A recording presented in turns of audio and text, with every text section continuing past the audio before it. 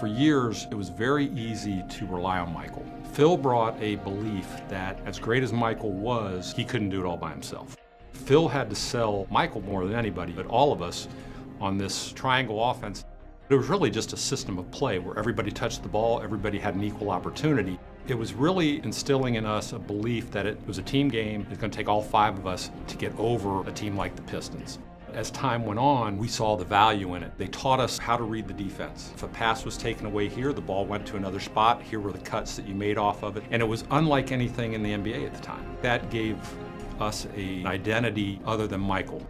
You know, Phil's Wallace, Tex Winter kept us to the grind in terms of trying to learn the offense.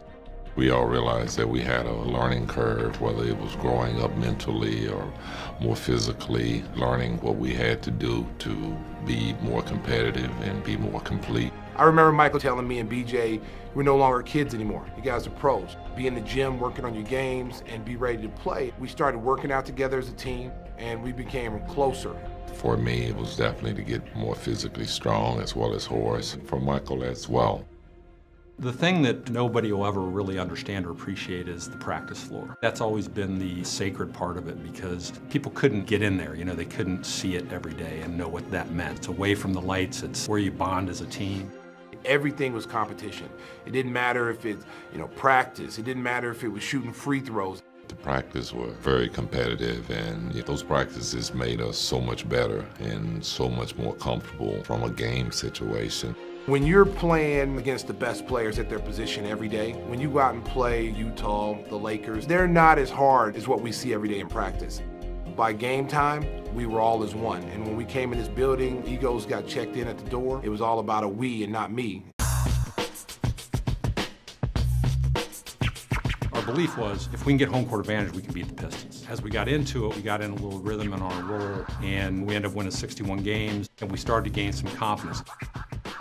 There was a physical issue. Bill was always the one that stood up. And he was also the guy that when we needed to kind of settle a game down, we could always throw him the ball in the post, and he was going to find a way to score, get to the free throw line. And he was still playing at that level at that time. Bill Cartwright, Paxson, those 2 guys, they were great leaders. They took us young players under their wings. If we weren't eating right, we heard about it. If we were staying out together, we heard about it. They really had a good, calming force of what we're doing, and they were well respected. We had just had a nice mix of, our starters blended well, guys coming off the bench blended well. One thing that Phil stressed more than anything against Detroit was they're the physical bad boys. They want to beat you up. We're not built that way. Let's show our athleticism, our finesse. You're playing against a team that knows what you're doing and know the difficulties that you're dealing with in terms of learning the offense. Time is running out on this Detroit championship era. Chicago Bulls gunning for a sweep. It just absolutely came together in that playoff series against them. And we're set for the start of Game 1 of the NBA championship series. We had a lot of jitters and nerves. We were playing against, the world-renowned Lakers. The look away to Livingston. Jordan. Oh, a spectacular move by Michael Jordan. That's 13 consecutive field goals. We welcome you back to the Forum. We didn't really have the fan support. It was a road game for us. We had to come together at the 12 players and the staff that was there, and it was really just up to us. The Bulls lead by 7. Final seconds, Magic's three-point attempt blocked. Pippen comes away with it, and the Chicago Bulls have won their first ever NBA championship.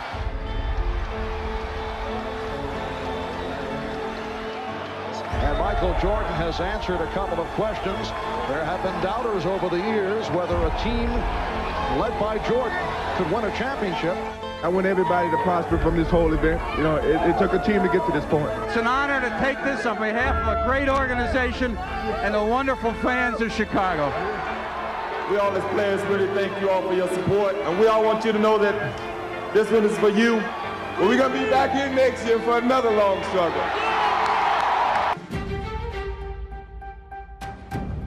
Being defending champs. You tend to draw a little more attention from that. As a player, you embrace because you need other challenges going forward to stay motivated throughout the regular season. You know where you want to be at the end of the season, but how do you keep that motivation? How do you keep that edge?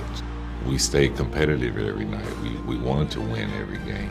Focus on game to game and what we had to do to get better as a team. And the Bulls win it 99-94. Know that this game is just over, but in the back of your mind, there are some thoughts about the Portland Trailblazers. Not right now. We think about them over the weekend. You know, they were arguably the best team in the Western Conference. They had the athletes to match up with us. Drexler against Michael Jordan. This is a matchup that everybody wanted. Jordan again from three-point land. And Jordan fires another three. Here's Jordan for three. Yes! I don't believe it. This place is pandemonium. He is hot. Three again. Oh, Michael's good again. That was a tough series. We had to come back here in game 6. You know, they were up, I think, 16, 17 points going into the fourth quarter. You know, Phil Jackson put our younger players in because we were energy guys. He knew that we weren't going to get blown out if we were in the game because of our energy level. Those fans can get you hyped very quickly and get you back in the game. You can be down 10 points and you don't have any energy, and all of a sudden you make a little run, hit a basket, and that crowd noise and that energy starts to feed because it seemed like the sound went straight from the floor all the way up to the ceiling. It's an explosion. We cut the lead down, and the momentum had completely changed in that game. Portland starts to panic a little bit.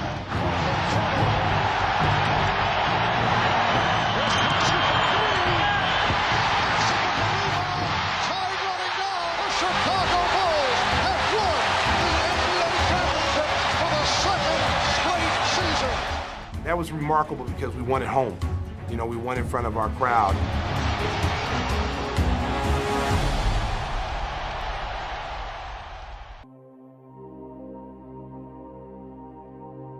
As the season gets so tired and grinding, you know, you think you're headed to another shoot around. A lot of times Phil would just surprise us with different things, taking us to a park, taking us to do yoga. You know, those were just great times. BJ just holds, bothered by Price, dump to Michael. 6, 5, 4. Michael strip, got it back. 3, 2. Michael falls, fires. Yeah! Does it again! The Bulls win. He looks at the crowd. The Eastern Conference was much more physical. New York was a hard-hitting physical series. We felt kind of liberated against Phoenix.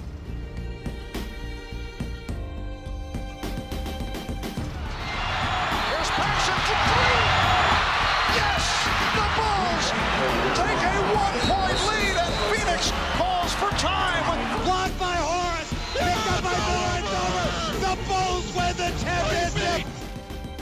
Not only they win, but now they're winning every year. This is an incredible departure for Chicago. And everybody in sports is looking toward Chicago as the model, as the team to be most feared, most respected, most admired, and most copied. Because there was excellence every night, because of the publicity that this team got during those years, propelled the league into something that it had never been before. When I lose the sense of motivation and the sense to prove something as a basketball player, it's time for me to move away from the game of basketball.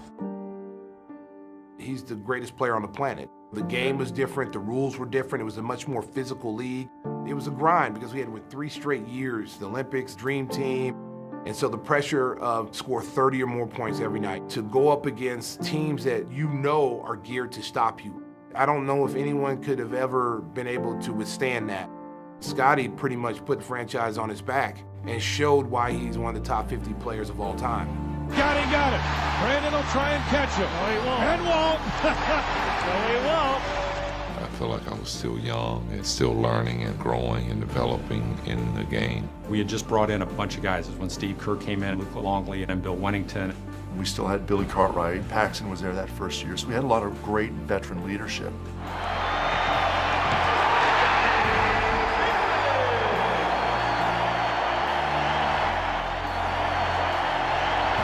Comes into Tony. Look out, it's on line. Yeah! Bulls win it! Kukoc with the lifesaver! Somehow that group kind of found a new energy, and Scotty had an MVP type of year.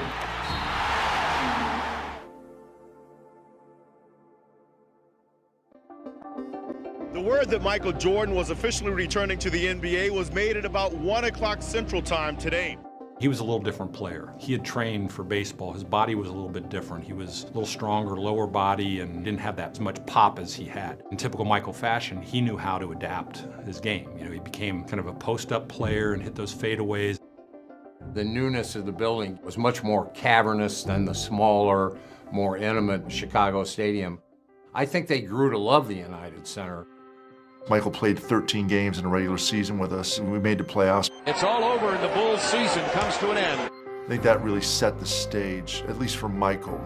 For a while, we had a lot of hope within ourselves. We believed in ourselves, and if we didn't believe in ourselves, we wouldn't have been to this point. Michael, being the person that he is, stepping up to challenges and not liking to lose, came back the next year with a vengeance.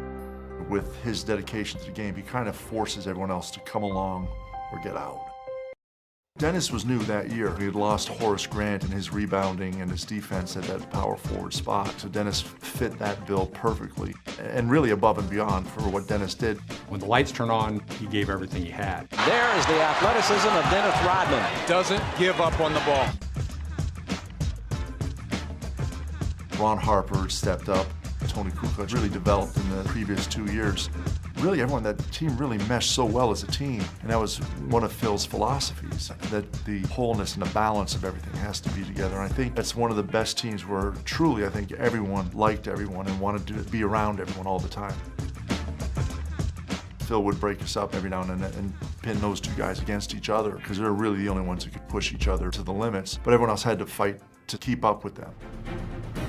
Every night you step on the floor, teams were really gunning for you. In warm-ups, you could tell sometimes where teams just, before the game started, kind of succumbed to, wow, we don't have a chance. And other teams, we could see guys really roughing it up, getting ready, and like, okay, we're gonna have a little battle tonight. Ruffin has it blocked by Longley. Oh, what a play to Pippen. Sally, yes, Jordan.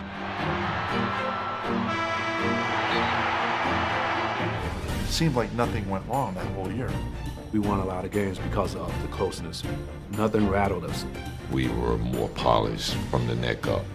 We thought the game out a little bit more. We read each other more. We communicated better on the court. We had a great group of guys in terms of our bench, guys that, you know, were professionals in terms of taking care of their bodies and being ready for the back-to-backs. The 72-10 season was absolutely incredible, and how dedicated the team and coaching staff were, not necessarily to achieve that record, but to make sure that they were ready to win another championship. The Chicago Bulls have won the 95-96 NBA championship, 4 in 6 years, as they defeat the Sonics 87-75. Windy City.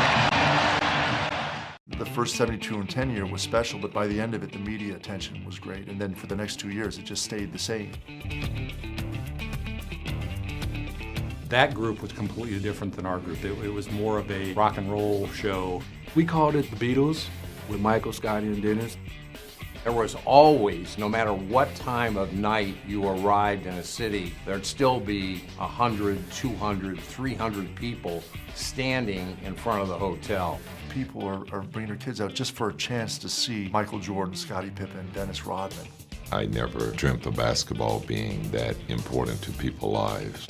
It was just a road show for us, and the road show became really good because we were kicking teams' butt along the way. They had to compete every night because every other team was giving them their absolute best.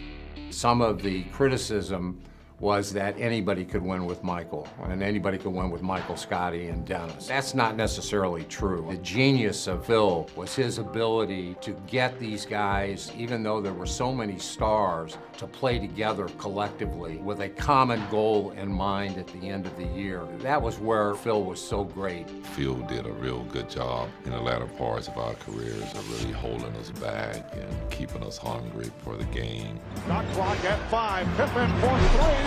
Yes. They were smart. They had smart players and guys that knew how to play. It was tough to match up against them. Our stuff worked really well against them, but they had the one guy that could come out there and put you to sleep pretty quick. Just a tremendous competitor. It's the clock, 5 on the 24. Here's Jordan. Did not have the shot. 5 seconds remaining in regulation. The inbound. Pippen lost it to Kukoc. And the Chicago Bulls have won their 5th championship in the last 7 years.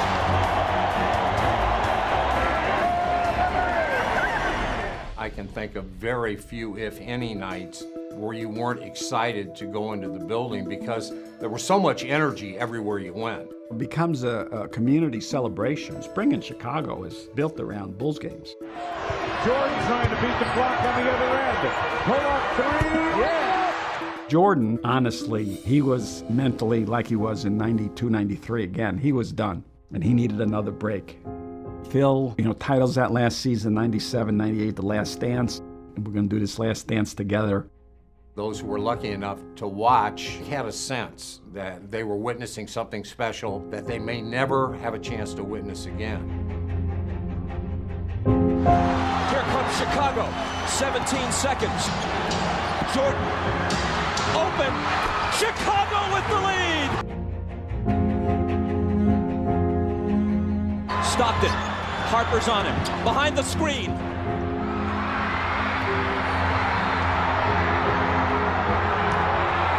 Chicago Bulls have won their 6th NBA championship, and it's their 2nd three-peat.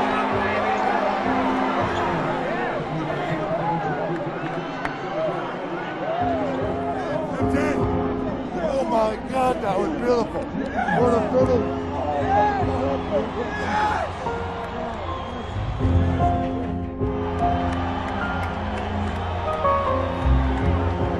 Michael and the Chicago Bulls are why the NBA became a global entity. It really became the most amazing phenomenon in the history of American sports. You've got a great opportunity to step in there and win a city that is crying for a winner. Perhaps you can turn that Bulls thing around. What do you think? Hopefully, I can go in and contribute and maybe turn it around. I'm looking forward to that.